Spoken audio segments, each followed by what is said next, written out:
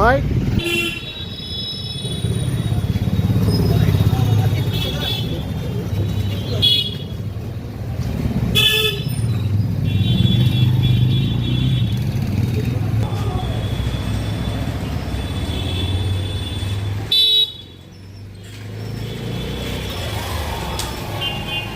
কি দেখছি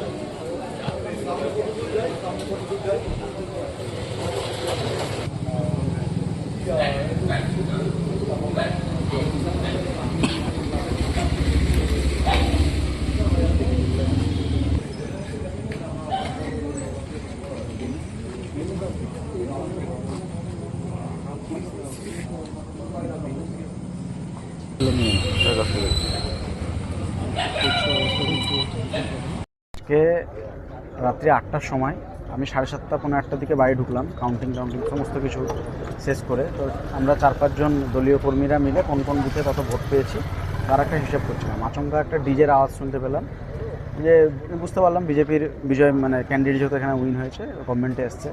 একটা র্যালি যাচ্ছে, সেই র্যালিতে মোটামুটি 100 মতো লোক ছিল, 100 হবে না, 70-80-100 মতো লোক ছিল।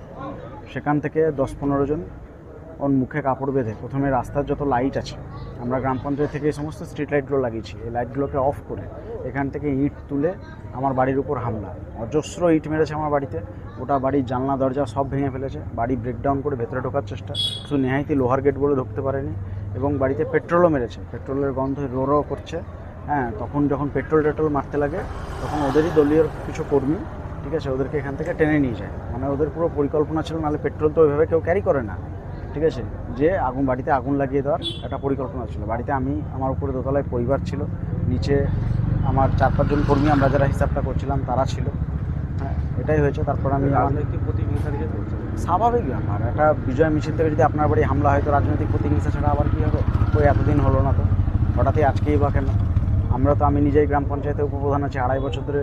2023-এ আমরা ইলেকশন জিতে সেই পঞ্চায়েত আমাদের হয়েছে, আমরা তো কোনোদিন কারোর বাড়ি গিয়ে হামলা করিনি।